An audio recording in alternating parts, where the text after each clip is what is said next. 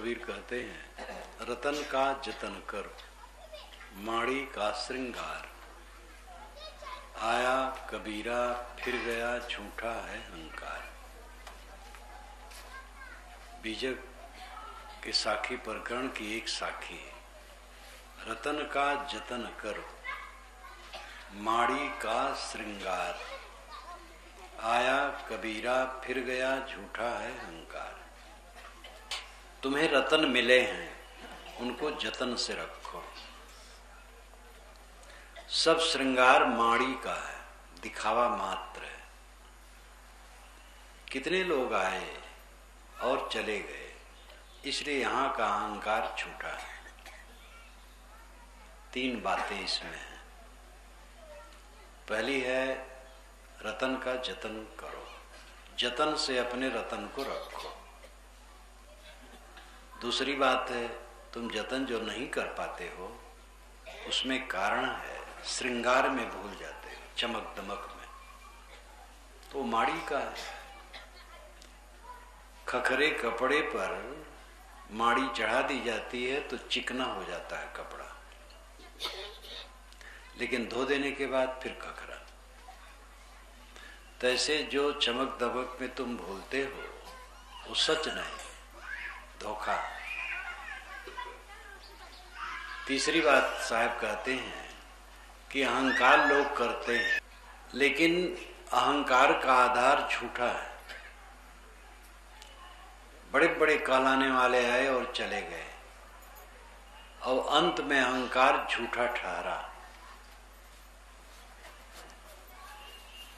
आदमी का सबसे बड़ा प्रमाद है जो ऐसे उत्तम मानव जीवन को पा करके वो जागता नहीं।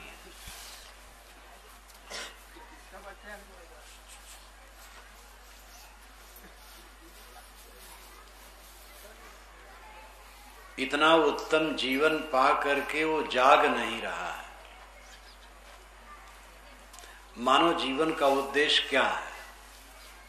किसी काम का, किसी भी कर्तव्य का उद्देश्य होता है। जैसे आदमी उठा और चल रहा है तो उसका उद्देश्य होता है बाजार जाऊं, खेत जाऊं, ऑफिस जाऊं। कोई उद्देश्य ना हो तो 10 कदम इधर 10 कदम उधर चलेगा, दिग्भ्रमित जैसा। हर काम में उद्देश्य होता है। किस उद्देश्य से यह काम कर रहे हो? हमारे जीवन का क्या उद्देश्य है? पढ़ाई का उद्देश्य है कि सर्विस करेंगे या व्यापार करेंगे। विवाह का उद्देश्य है संतान होगी। खेती करने का उद्देश्य है अन्न पैदा होगा। हर काम का उद्देश्य होता है, मकसद। पूरे जीवन का उद्देश्य क्या है? इस बात को पढ़े बिना, समझे बिना जीवन सब बिताते चले जाते हैं। बिरला कोई है जो इसको पढ़ता और जानता और इसके अनुसार काम करने की चेष्टा करता है।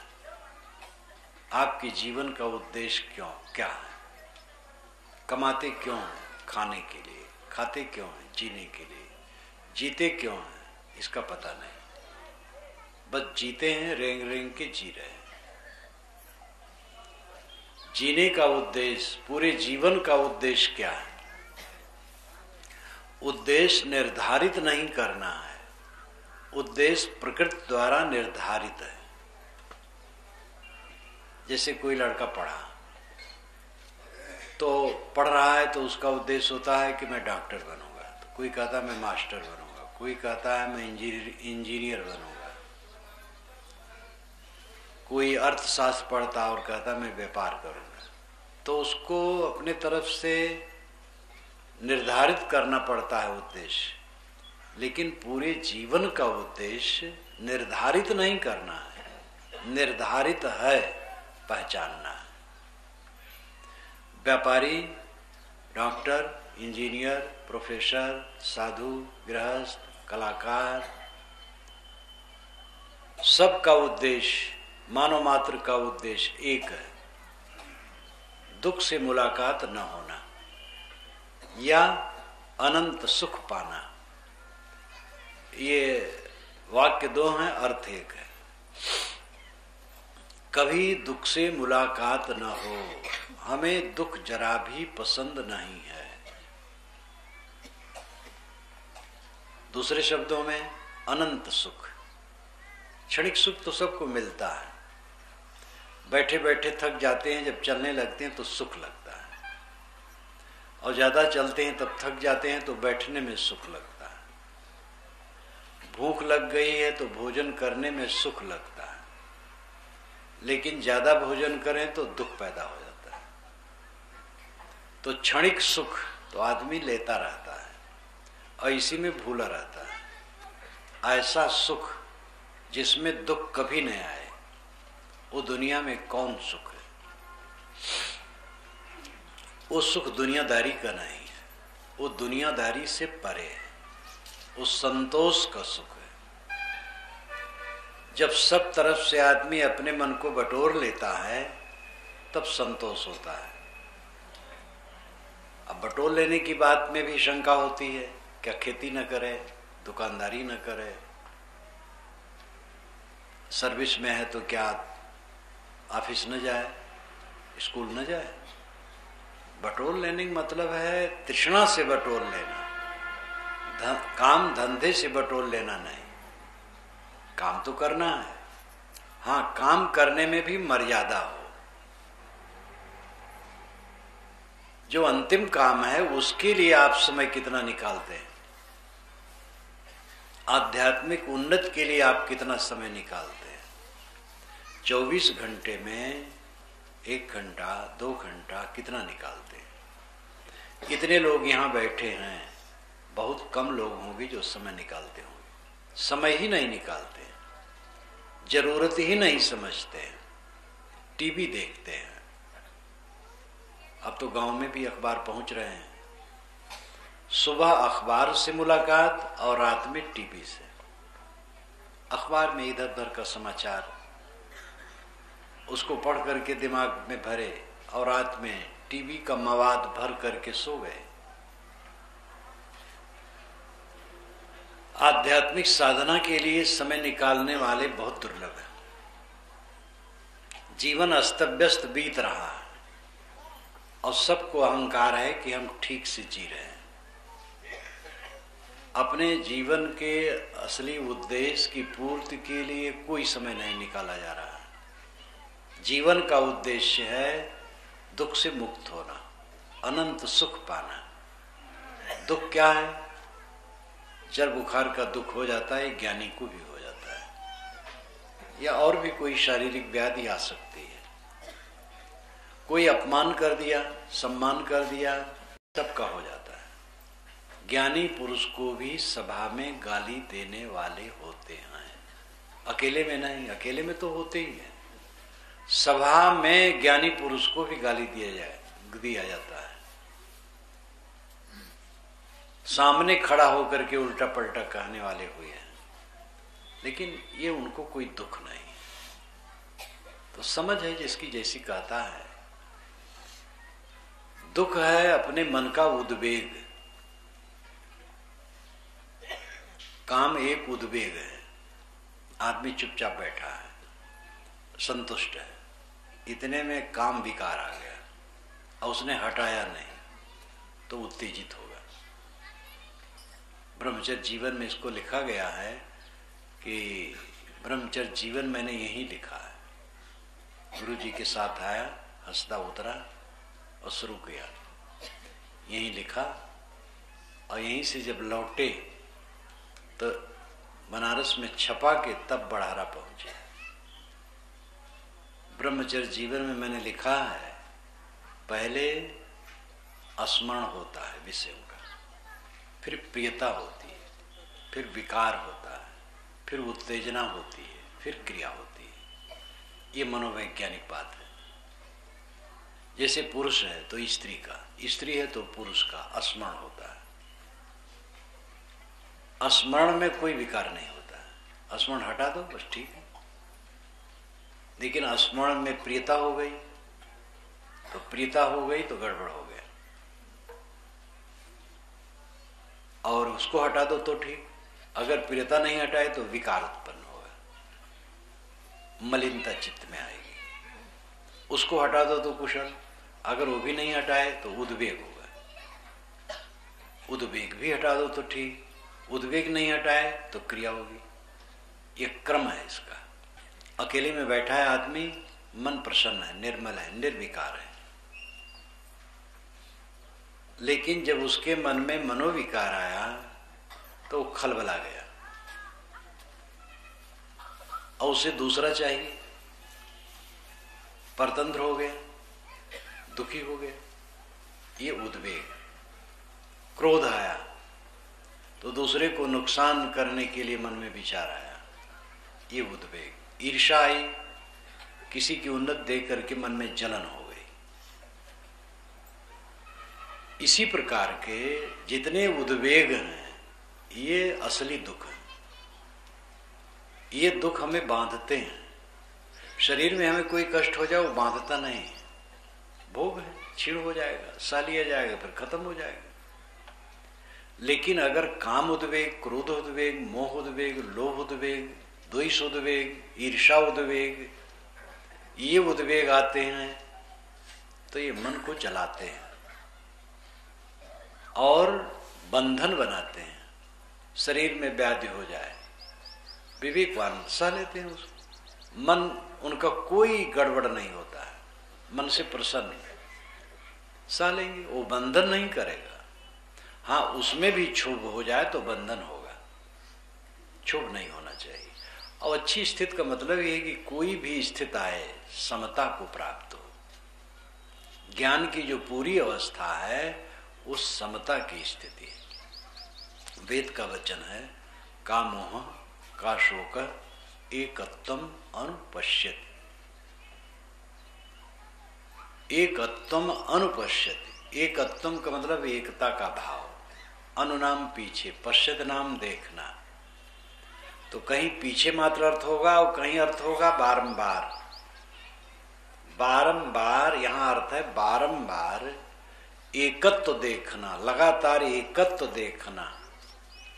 जो लगातार एकत्व देखता है उसको शोक कहाँ और मोह का, सुख और दुख, हानि और लाभ, जय और पराजय, अनुकूल और प्रतिकूल, सम्मान और अपमान, सब में जो समता को प्राप्त हो जाता है उसको दुख नहीं होता, बंधन नहीं होता है। का मोह का शोक एकत्वम अनुपश्यति। जो बराबर एकत्व देखता है सब में, क्षुब्ध नहीं होता है, तो उसको शोक मोह कहाँ है। हमारे जीवन का उद्देश्य है दुख से मुलाकात न होना, और ये हमारे वश में है। शारीरिक कष्ट तो ज्ञानी को भी आ जाए, कोई बात नहीं, मन का कष्ट न हो, मन का विकार न हो, मन का उद्वेग न हो, विवाद, कलह, द्वेष, ईर्षा, काम, मोह, लोभ, ये मनुष्य के मन को न काट पाए, ये जीवन की ऊंचाई है। लड़के बच्चे गलत हैं इसलिए हम क्षुब्ध हैं, अपनी कमजोरी है, जैसे हैं वो तैसे हैं। एक सज्जन इलाहाबाद में अफसर हैं, एक बार आए, प्रवचन सुन रहे थे सुबह का। जब मैं उठा तो आए, कहे साहब आज तो आपने मेरे ऊपर बोला है, सब कुछ मेरे ऊपर घटता है। तो पूछा क्या? मेरा लड़का क्षुब्ध हो गया, मैंने उसको खड़ा कह दिया तो और खड़ा कह दिया, तो मुझे बड़ा दुख हुआ। आज ही घटना है, अब आपने जो कुछ कहा है सब मेरी मरम्मत हुई है। संजोग से मैं यही कह रहा था कि भाई कोई कुछ कहे सह लो, अपने से छोटा है पद में, उम्र में, तो इसका मतलब तुम उसको छोटा क्यों मानते हो? सब मनुष्य बराबर है, सह लो, प्रेम से पेश आओ, प्रतिक्रिया में न पड़ो। आप प्रतिक्रिया छोड़ दो तो वो भी सरल हो जाएगा। उसके पश्चात उन्होंने जो अपना नियम बनाया तो उस नियम से वे बहुत सुधार पाए और उनकी पत्नी दूसरे ढंग की है, कर्मकांडी है। अब वे स्वयं मेरी पुस्तकें पढ़ते हैं, इसलिए विचारक हो गए, पंडित जी हैं वो। कहते मेरी पत्नी साहब बहुत देवता पूजती है, अब उसको कैसे सुधारूं? मैंने कहा देखो सहयोग कर दो उनके पूजने में, कुछ सुधारने के चक्कर में ना पड़ो, आपके विचारों से वो सुधरेंगी तो ठीक है, सहयोग करो। तो कैसा है वो भोजन बनाती हैं सुबह, क्योंकि ऑफिस जाना रहता है, और मैं उनके देवी देवताओं को धो पोछ करके फूल चढ़ा देता हूँ और बीजक का पाठ करता रहता हूँ। पंडित जी ने कहा मैं बीजक का पाठ करता रहता हूँ और उनके देवताओं को पोछ करके फूल चढ़ा देता हूँ, तो समझते हैं कि पूज रहे हैं। और मेरा तो बीजक पाठ चलता है, लेकिन ये कब तक चलेगा? मैंने कहा धीरे धीरे रास्ता मिल जाएगा। तो कहे लड़का से कैसा है? बहुत अच्छा है। अब तो मैं प्रयोग कर रहा हूँ आपके कथनानुसार, बहुत शांति मिली, बहुत कुछ ठीक चल रहा है। हम कहे बस अहंकार न करना, अब घर के मालिक हो, पैसा खूब कमाते हो और दबदबा है, मेरी बात माननी चाहिए, ये चलने वाला नहीं। एक थानेदार ने मुझसे कहा कि साहब मेरा लड़का कहा नहीं मानता है, एक ही लड़का है, आप आए तो सेवा खूब करेगा, लेकिन मेरा कहा नहीं मानता है। फैजाबाद के थे वो। मैंने कहा उनसे आप थानेदारी झाड़ते होंगे? तो दूसरे थानेदार ने कहा अरे साहब खूब पैसा जमा किए, वो तो समझता है सब मेरा है, इनकी बात क्यों माने? तो मैंने कहा देखिए वो बाहर थानेदारी चलेगी, घर में नहीं चलेगी। लड़का तो समझता है जो कुछ बटोर के ला रहे हैं मेरा है, तो सब में कुछ कारण होता है तब कार्य होता है। जब ये समझो कि सब मनुष्य बराबर है, मूल रूप से कोई अपमान नहीं चाहता है, छोटा जो कहलाता है वो लौकिक दृष्टि से छोटा है। साहब ने कहा है ऊंच नीच है मध्य की बानी, एक है पवन एक है पानी। ऊंच नीच बीच की भाषा है, मूलतः सब समान है। तो मनोविकार दुख देता है, दुख से मुक्त होना ये हमारा उद्देश्य है। सुख पाना हमारा उद्देश्य, केवल सुख मिले तो समझते हैं काम भोग में लगे रहो तो सुख है। अरे काम भोग को अगर वैज्ञानिक ढंग से देखें तो केवल संतान के लिए भोग नहीं।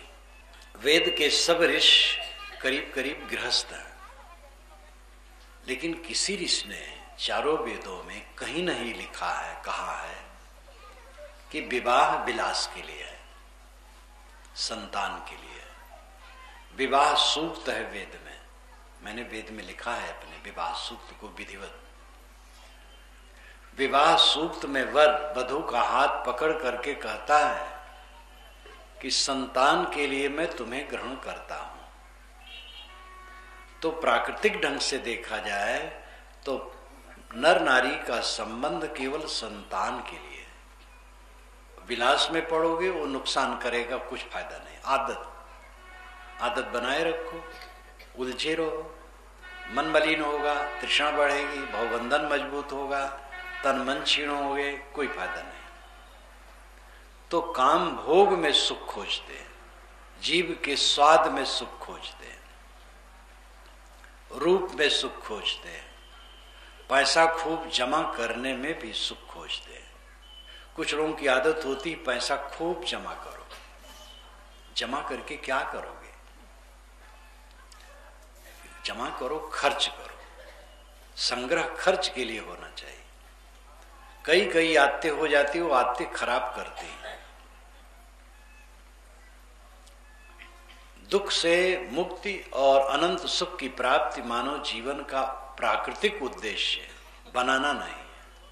हर जीव चाहता है केवल सुख मिले और दुख न मिले, लेकिन उसकी परिभाषा इतनी गलत है, हमें कोई कुछ कहे ना, हमारा कोई अपमान न करे, हमें कोई थोड़ा भी 10 से 9 न कहे, हर जगह हमारा सम्मान हो और इंद्रियों के भोग मिलते रहें, जो मैं चाहूं होता रहे। ये सब पागलपन के सिवा और कुछ नहीं। बड़े बड़े लोगों का अपमान हो जाता है। पागल आदमी को कोई क्या करेगा? वो अपमान का शब्द कहेगा तो क्या करोगे? विवेकवान अभेद किला में रहता है, जिसमें कोई बमबारी नहीं हो सकती। आज की बमबारी तो किला वाला कोई महत्व नहीं, लेकिन जो पवित्र मन का अभेद किला है उसमें कोई बमबारी नहीं हो सकती। ऐसा अपने को बनाओ।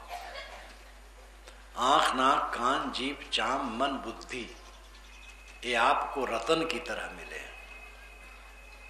इसको जतन से रखो। इंद्रियों को बेजतन रखते हो।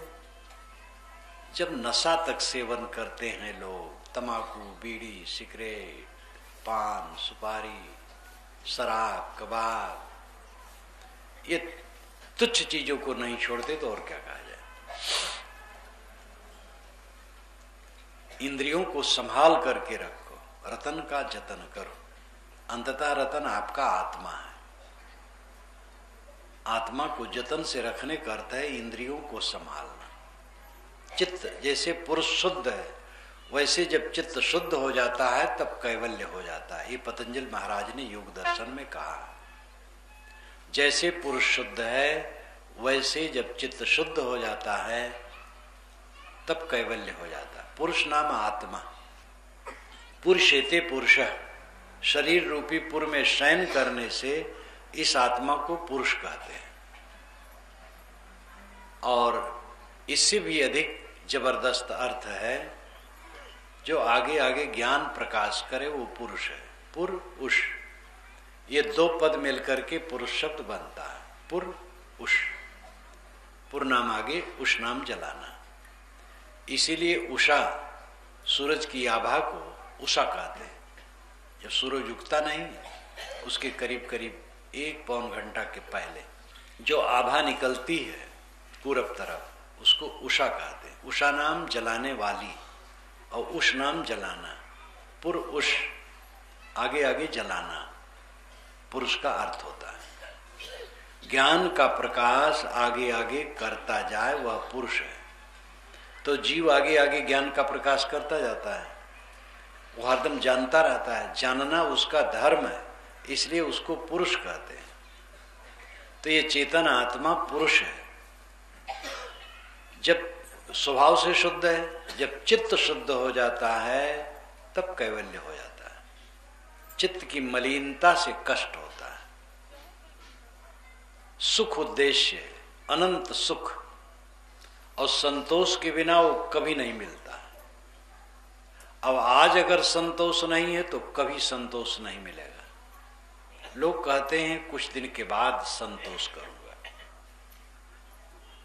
एक युवक ने इसी नवापारा में कहा था, 77 में, अध्यापक था, 20 वर्ष की उम्र थी, 22 वर्ष की। कहा साहब मैं 80 में विरक्त होके आपके साथ चला चलूंगा। मैंने कहा बेटा जहां हो वहां काम करो, ये प्रतिज्ञा ना करो। जो आगे विरक्त होगा ना वो विरक्त होगा, जो आगे भक्ति करेगा ना वो भक्ति करेगा, जो आज भक्ति करेगा वो भक्ति करेगा, जो आज वैराग करेगा वो वैराग करेगा। तुम धोखे में हो। तो मुस्कुराने लगा। तो 21 में जब वो एक जगह मिला, सकरी में, बुगुल सकरी, भैंसा के पास, तो बहुत लजाया था। मैंने कहा बेटा क्यों लजाते हैं? कुछ बोले नहीं। जब मैं प्रवचन करके बाहर गया, अंधियारा था, घूम रहा था मैदान में, वो दौड़ा गया और मेरी कमर कस के पकड़ करके जोर से रो पड़ा। मैंने कहा क्या परेशानी है बेटा? कहे साहब गत बरस शादी हो गई, हमके बड़ी खुशी हुई, चेला के साथ मुझे चेली मिल गई। अरे भाई दो धारा है, विरक्त गृहस्थ। अब वो वही उसको तकलीफ हो रही थी कि मैंने वो कहा था 77 में कि मैं 80 में आप छोड़ के आपके पास आ जाऊंगा। तो मैंने कहा मैं तुम्हें तभी टोका था कि जो आगे बैराग करे वो कहीं बैराग करेगा, जो आगे भक्ति करे वो कहीं भक्ति करेगा, 2 वर्ष के बाद जो संतोष लेगा वो कभी संतोष नहीं लेगा। आज जो संतोष लेगा वो सब समय संतोष लेगा। आज का समय धोखा है मन का। आज संतुष्ट हो, परिश्रम करो, जो मिले उसमें संतुष्ट रहो। जीवन का उद्देश्य अनंत सुख की प्राप्ति है। अनंत सुख है तृष्णा का क्षय, आत्म संतोष। सारे दुखों का इसी में अंत है और इस पर आए बिना कोई सुखी नहीं होगा। और इसके लिए काम कितने लोग करते हैं। सुबह शाम बैठो अकेले में, ग्रंथ पढ़ो ज्ञान के और चिंतन करो और ध्यान करो और बराबर ये करो, चित्त में फर्क पड़ेगा। जीवन का असली स्वरूप, जीवन की उच्च स्थिति, उच्चतम स्थिति समाधि में प्रत्यक्ष होती है।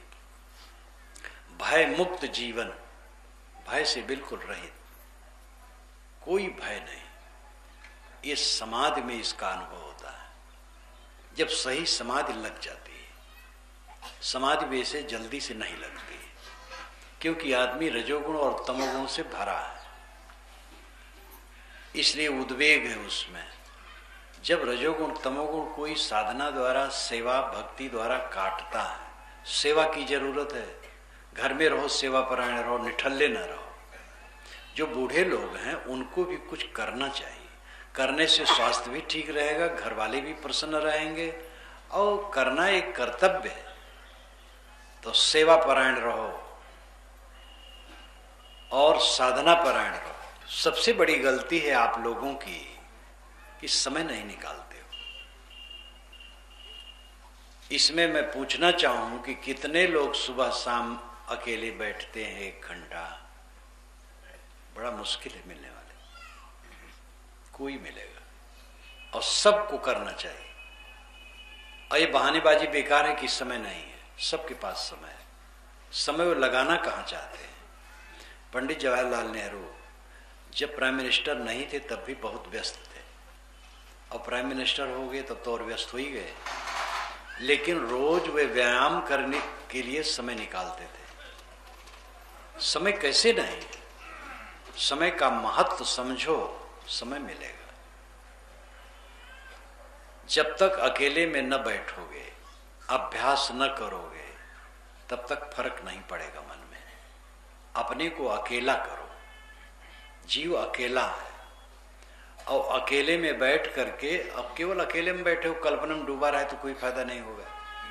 ज्ञान का ग्रंथ सबसे जबरदस्त आधार है।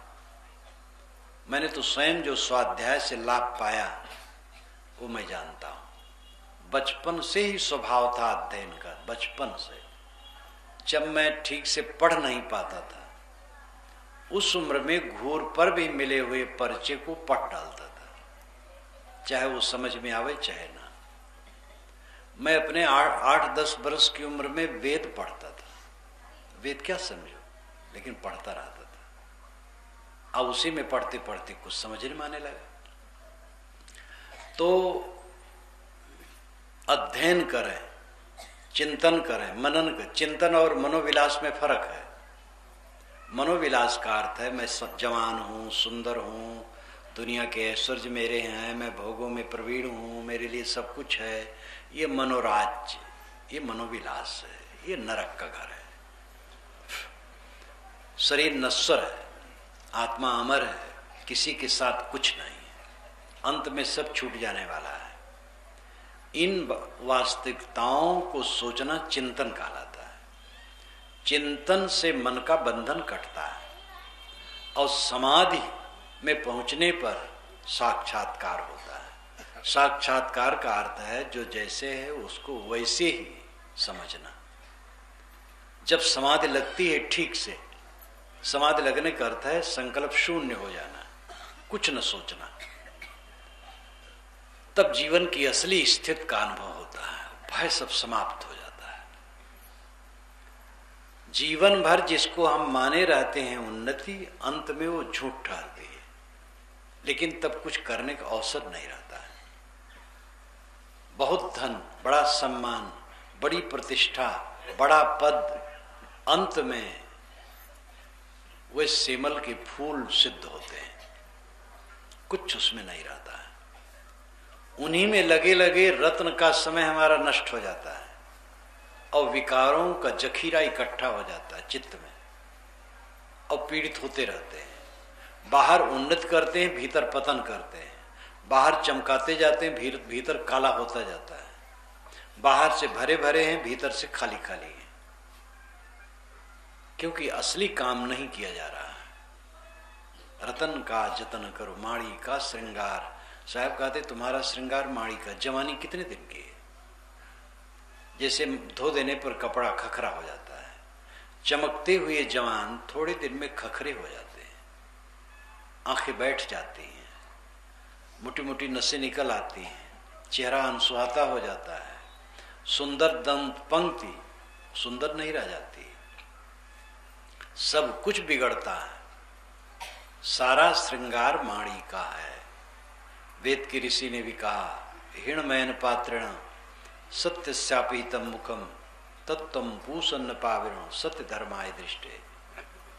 हिरणमयन पात्रेण, हिरणमय पात्र से, सोने के समान चमकते हुए बर्तन से, हिरणमय ऋषि ने कहा, हिरण केवल नहीं कहा, हिरण नाम सोना, हिरणमय सोने के समान। सोना है नहीं, पलटू साहब ने लिखा, देखत सोना लगे सकल जग कांच है। अरे हाँ पलटू, जीवन कहिए झूठ तो मरना सांच है। देखने में सोना लगता, सोना है नहीं, चमक दमक लगती है लेकिन है नहीं, क्षणिक है, थोड़े समय में वो खो जाएगा। जो अपने बच्चे जिनको हजारों बार हमने चूमा, वही पास में बैठता नहीं, बोलता नहीं, बात नहीं करता है। कहीं कहीं बच्चा ठीक होता है, पिता ही समझते हैं कि यह नालायक है, इसलिए और असंतोष हो जाता है। दोष दोनों तरफ से हो सकता है, कहीं से हो सकता है। शिष्य गलती करता, गुरु भी गलती करे तो क्षमा नहीं हो सकती। शिष्य की गलती तो क्षम्य भी है, गुरु की गलती कैसे क्षम्य हो सकती है? गुरु को तो गलती नहीं करना चाहिए। कहीं भी हो, तकलीफ कहाँ शुरू होती है? न समझने से। गन्ना में रस होता है लेकिन गांठ में रस नहीं होता है। जहां जहां गांठ होगी रस नहीं होगा। हमारे जीवन में जहां जहां विरसता है वहां गांठ है, अहंकार है, हमारा अहंकार है। चमक दमक झूठी है। हिरणमयन पात्रण सत्यस्यापिहितम मुखम, सत्य का मुख अपहित ढका हुआ है सोने जैसे चमकते हुए बर्तन से। झूठी चमक दमक से सत्य का मुख ढका है। सत्य है आत्मा, सत्य है पवित्र रहनी, और इसका मुख ढका है झूठी चमक दमक से। तत्त्वम पूषण पाविरण, तत् तम पूषण अपाविरण, तत् उसे, तम तू, पूषण पोषण करने वाले को पूषण कहते हैं। सूरज को पूषण कहा जाता है क्योंकि सारी सृष्टि का पोषण करता है, किरणों द्वारा सृष्टि को मजबूत करता है, पकाता है, और किरणों द्वारा ही पानी को ऊपर उठाकर बादल बनाकर बरसाता है तो सृष्टि हरी भरी होती है। इसलिए सूरज को पूषण कहा गया है। किंतु हमारे जीवन में पोषण कौन है? आत्मा। सारे ज्ञान विज्ञान का पोषक कौन है? आत्मा। आत्मा पूषण है। ऋषि कहते हैं तत्त्वम पूषण, अपूषण, ज्ञान विज्ञान का पोषण करने वाला आत्मा, तत्तम अपाविरुण, उसे तू हटा दे। क्यों हटा दे? सत्य धर्माय दृष्टे, सत्य और धर्म के दर्शन के लिए। सत्य आत्मा है, धर्म पवित्र रहनी है। कबीर साहब ने कहा, कहीं कबीर सत सुकृत मिले तो बहुर न झूले आन। जिसको सत मिल जाता और सुकृत मिल जाती वो फिर भटकता नहीं। सत है स्वरूप बोध, सुकृत है पवित्र रहनी। भटक रहे हैं हम, कुछ पता नहीं कि हम कौन हैं, जीवन का लक्ष्य क्या है, रेंग रहे हैं, आजकल में मर गए, भटकते रहे, भटक रहे हैं।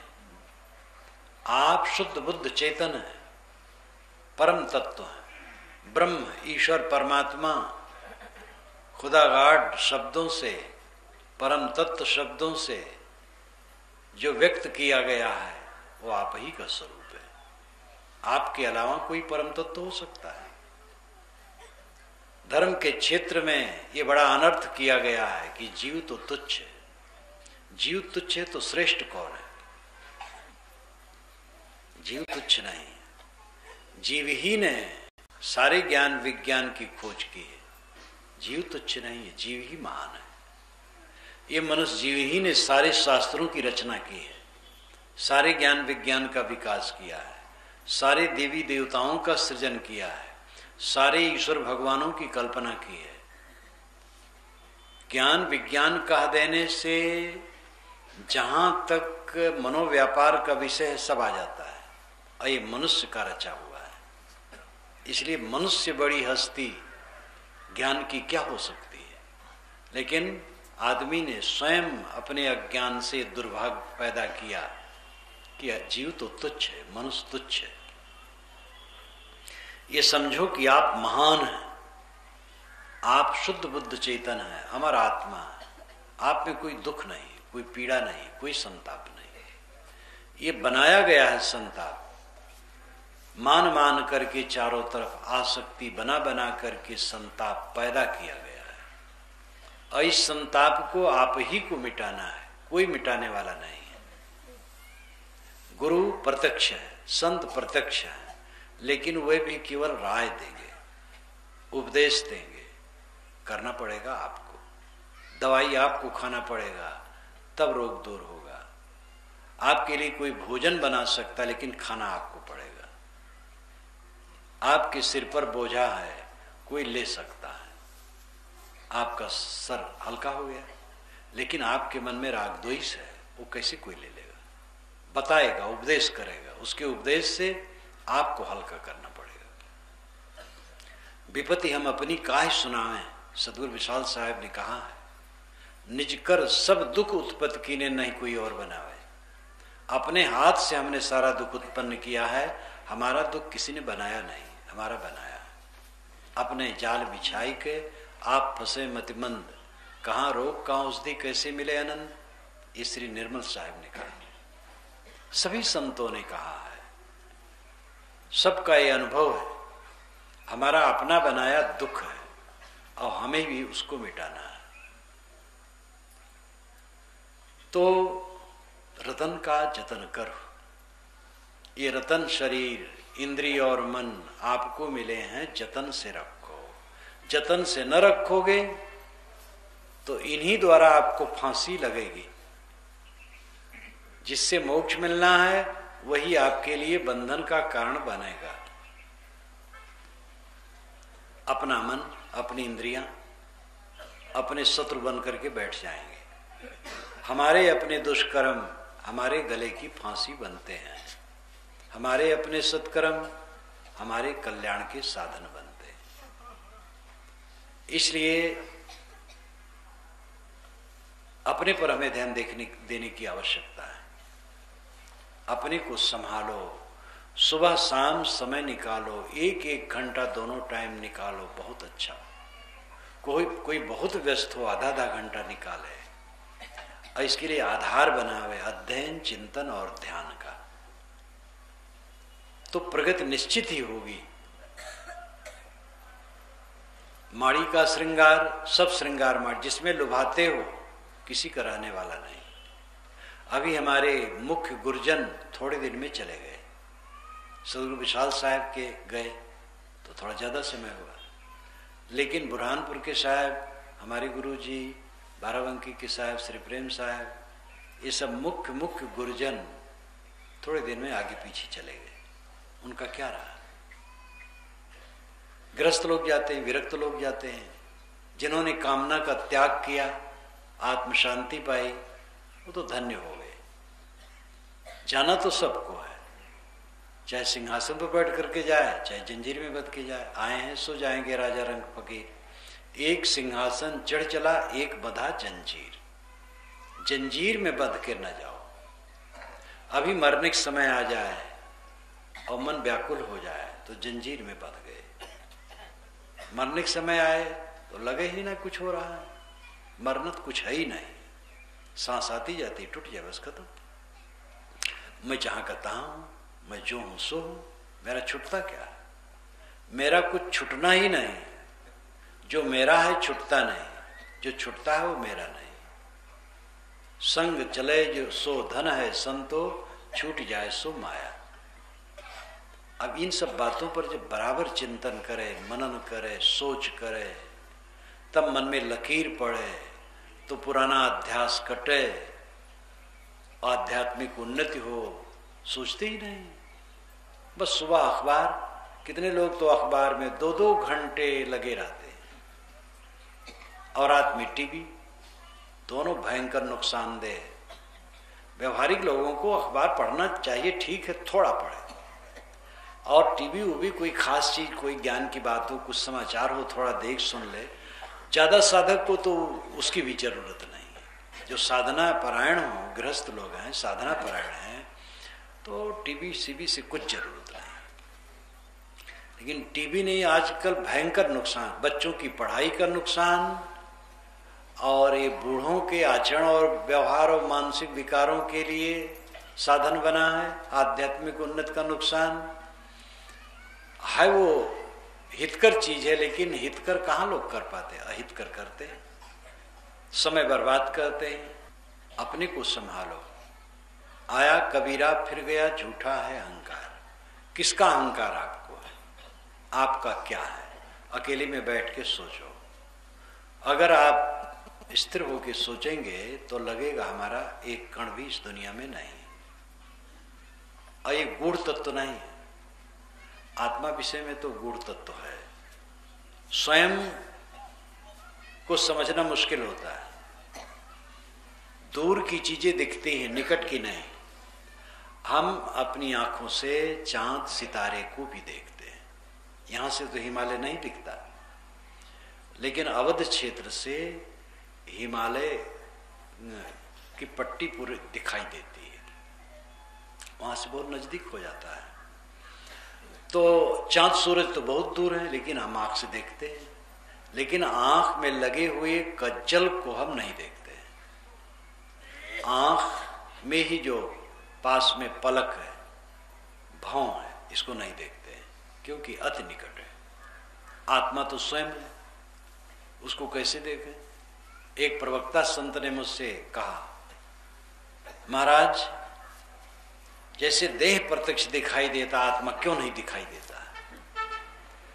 तो मैंने कहा, ये बोलता कौन है? कौन पूछ रहा है? आत्मा ही तो। क्या आप नहीं हैं? आप अपने ऊपर लौटिए कि कौन देह को देखता है। देह का देखना छोड़ो, अपने में आ जाओ समाधि में, फिर अनुभव हो जाएगा। तो समाधि में तो लोग जाना नहीं चाहते हैं, बुद्धि द्वारा आत्मा को देखना चाहते हैं। जब सब देखना बंद होता है तब आत्म साक्षात्कार होता है। संतो सहज समाधि भली, जो सदगुरु ने कहा, या सहज ध्यान लो, सहज ध्यान लो, तो आपका सहज स्वरूप क्या है? चेतन। चेतन मात्र रह जाना सहज समाधि। यही बात श्रुति कहती है, यदा पंचावतिष्ठन्ते ज्ञानानि मनसा सह बुद्धिश्चाना विचेष्टत तामाहु परमाम गतिम। पांचों ज्ञानेंद्रिय मन और बुद्धि जब शांत हो गए तो ये परम गति है। कुछ पाना नहीं है। पांचों ज्ञानेंद्रियां मन और बुद्धि शांत हो जाए। यदा पंचावतिष्ठन्ते, यदा नाम जब, पंचावतिष्ठन्ते, 5 अवतिष्ठित, स्थित, वो आंख नाक कान जीभ चाम है। मनसा सह, मन के सहित, बुद्धिश्चा, और बुद्धि भी, न विचेष्टित, नहीं चंचल होते हैं। ताम, उसे आहो कहते हैं परमाम गतिम, परम गति। पांचों ज्ञानेंद्रियां शांत हो गई, मन शांत हो गया, बुद्धि वितर्क से रहित, शून्य शांत, ये परम गति है। तो कुछ पाना परम गति नहीं है, स्थिर हो जाना। अपने आप में तृप्त हो जाना परम गति। यही उच्चतम स्थिति है मनुष्य की। आत्मसंतुष्ट हो जाए, जो तू चाहे मुझको छाड़ सकल की आश, मुझे ही ऐसा हुए रहो सब सुख तेरे पास। साहब ने कहा अगर तुम मुझे चाहते हो तो जैसे मैं निष्काम हूं वैसे तुम भी निष्काम हो जाओ, बस सब सुख तुम्हारे पास है। तो कामना के बस तुम दरिद्र बने रहते हो, कामना छोड़ दो, दरिद्रता खत्म। ये कोई साधु के लिए उपदेश ऐसी बात नहीं है। जो अनंत सुख चाहे उसी के लिए है। गृहस्थ हो, विरक्त हो, स्त्री हो, पुरुष हो, जो अपने जलते हुए चित्त को शीतल कर देना चाहता है, जो अगाध अमृत सागर में निमज्जन करना चाहता है, उन सब के लिए उपदेश यही है। कामनाओं तृष्णाओं को छोड़ करके आत्म संतुष्ट हो जाना। साहब कहते हैं आया कबीरा फिर गया, झूठा है अहंकार। जितने जीव आए फिर गए, बड़े बड़े फिर गए। सिकंदर चला यूनान से, एथेंस नगरी से, आज से 2300 वर्ष पूर्व। फिलिप्स उसका पिता था। वो जब किसी पर विजय करके आता था तो सिकंदर उदास हो जाता था, और लोग तो जश्न मनाते थे और उसकी महिमा गाते थे, और सिकंदर उदास हो जाता था। तब फिलिप्स ने एक बार कहा कि बेटा मैं विजयी होकर के आता हूं तो तुम उदास होते हो, ये कैसे अशुभ की बात करते हो। उसने कहा कि आप ही सब जीत लेंगे तो मैं क्या करूंगा। इतनी हविस उस उम्र में थी, छुटपन में। संजोग से वो थोड़े दिन में पिता मर गया, तो एकदम तरुणाई में ही तो ये विश्व विजय के लिए निकला है। डायोनीज नाम का एक संत कहीं वहीं पास में रहता था, उसके पास गया। कुछ ठंड का महीना था, गया, नमस्कार किया, खड़ा हुआ, कहा मैं विश्व विजय के लिए चलने वाला हूं, आप आशीर्वाद दीजिए। तो डायोनीज ने कहा कि विश्व विजय करके क्या करोगे। कहे तब सुख से रहूंगा। डायोनीज ने कहा मैं तो सुख से हूं, आ जाओ मेरे पास, विश्व विजय करने की जरूरत नहीं। इसका प्रभाव उसके ऊपर में बहुत पड़ा। फिर तो उसने कहा कि कुछ सेवा बताइए मेरे लिए।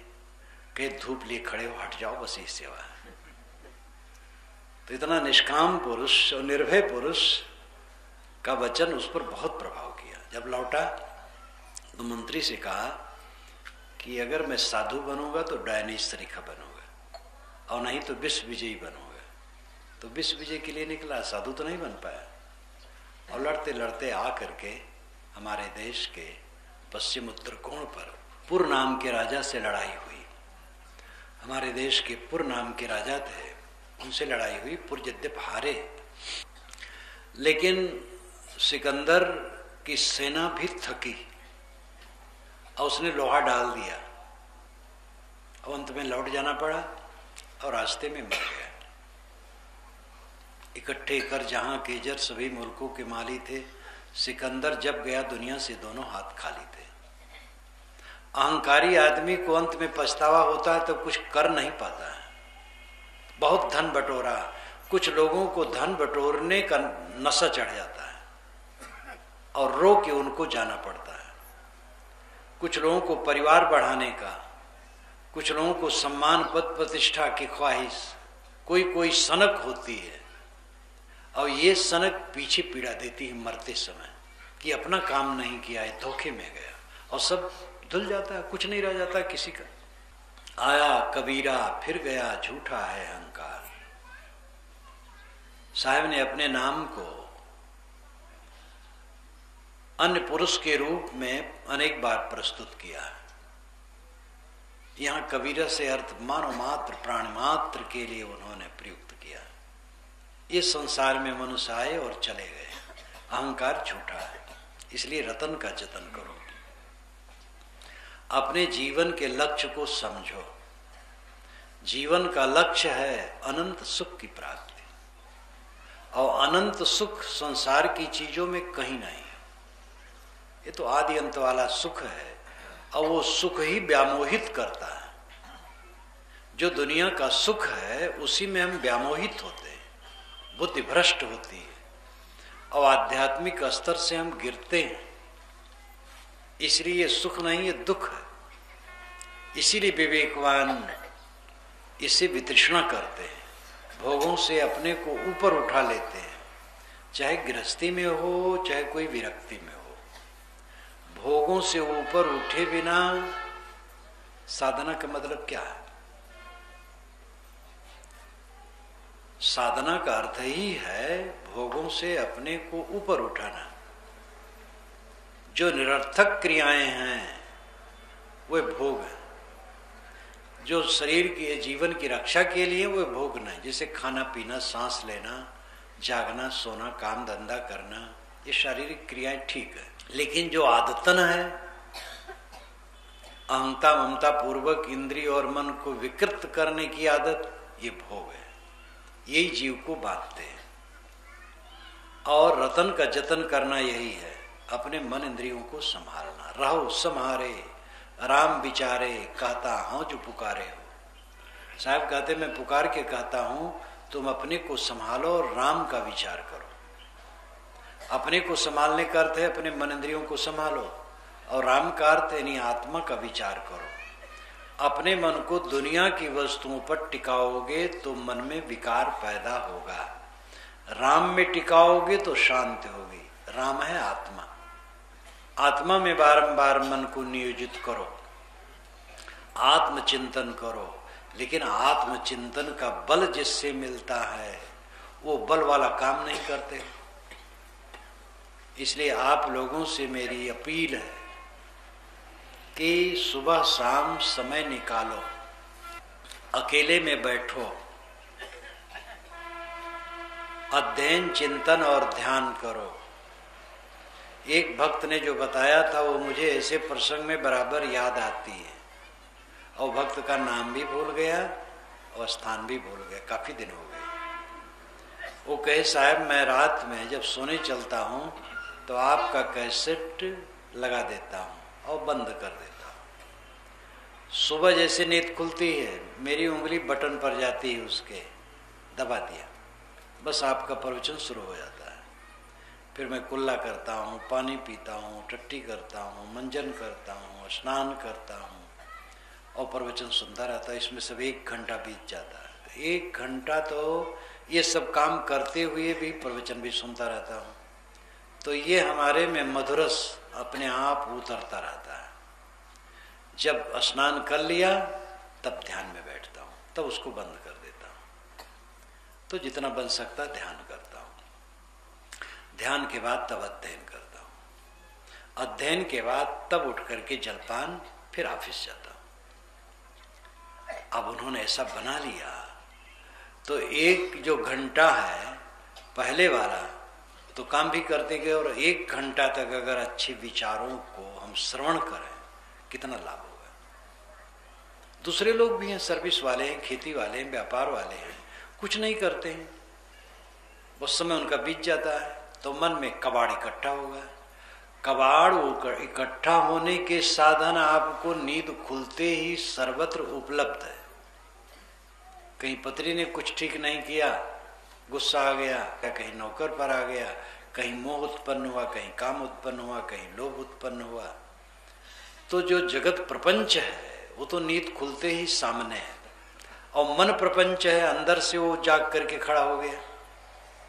तो कबाड़ आने की संभावना सर्वत्र है। निर्मलता है, इसके लिए तो जब अभ्यास करेंगे तब होगा। अब अभ्यास करते ही नहीं तब कैसे काम बनेगा। बस जिंदगी बीतती जाएगी, और कभी संत की वाणी सुने तो महसूस हुआ, कभी कोई तकलीफ हुई तो महसूस हुआ, और अंत में मरते समय पछता के चले गए। इसलिए पहले काम करना शुरू करो। रतन का जतन करो, माड़ी का श्रृंगार। आया कबीरा फिर गया, झूठा है अहंकार। मन और इंद्रियां रतन है, इनको जतन से रखो, खराब न करो।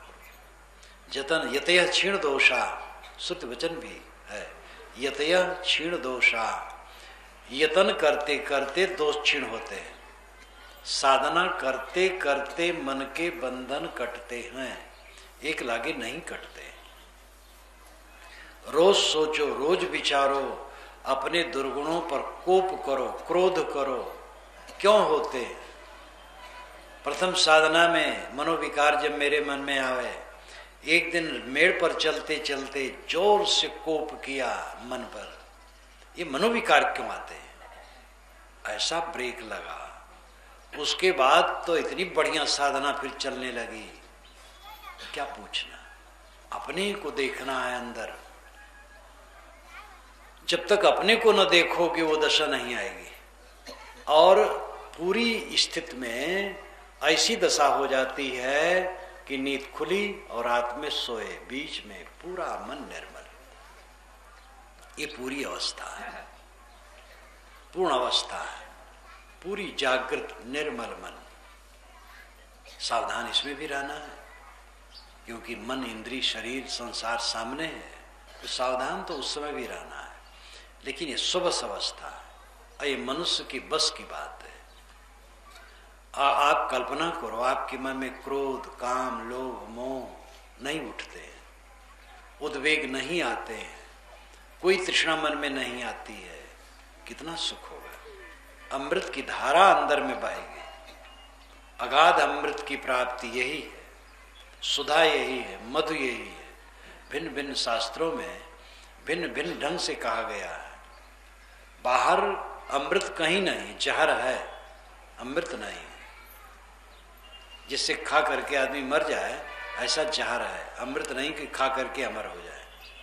अगर अमृत है तो व्यवहारिक दृष्टि से अन्न अमृत है। अन्न के बिना, अन्न का अर्थ है भोजन, उसके बिना नहीं चलेगा। और भी व्यवहारिक ढंग से मीठे वचन अमृत है, मीठा वचन बोलो सब तरफ सुख होगा। आध्यात्मिक ढंग से अंततः संतोष अमृत है, जिसके मन में पूरा संतोष आ गया, अमृत हो गया, तृप्त हो गया। तो हम और आपको चाहिए कि रोज समय निकालें, नियमित समय निकाल लो। अपने घर में एक जगह ऐसी बनाओ जहाँ हवा प्रकाश हो, वहाँ ग्रंथ रखो, आसनी रखो, और सुबह उठ करके वहाँ अगरबत्ती जला लो, सुगंधी हो जाए, और ध्यान में बैठो, चिंतन करो, अध्ययन करो। अपनी सुविधा के अनुसार नहा के न कर पाओ, ऐसी सुविधा न हो शरीर की, तो पहले करो, पहले ध्यान कर लो, तब नहाओ। जैसे भी हो, रोज अध्ययन, ध्यान, चिंतन, ये तीन के लिए समय निकालो। सदग्रंथ कुछ समय पढ़ो और वास्तविकता पर सोचो और ध्यान करो। ध्यान न लगे कोई बात नहीं, करो। न लगते हुए करो तो आदत बनेगी, तो थोड़ा लगने लगेगी। कभी कभी जब आपको आधा मिनट भी ध्यान लग जाएगा तो उसका सुख आपको बहुत खींचेगा और बढ़ता जाएगा, लगन से कोई करे। तो साहब की ये वाणी याद करें, रतन का जतन करो, माड़ी का श्रृंगार, आया कबीरा फिर गया झूठा है अहंकार। मन इंद्रियां रतन हैं, इनको संभाल के रखो, जतन से रखो, और तभी आत्मा को स्थिति मिलेगी। और जिसमें भूलते हो श्रृंगार माड़ी का है, 4 दिन की चमक है, फिर अंधेरी रात, भूलो मत। आप नहीं, हम नहीं, बड़े बड़े नामी ग्रामी आए और चले गए, यहाँ का अहंकार झूठा है।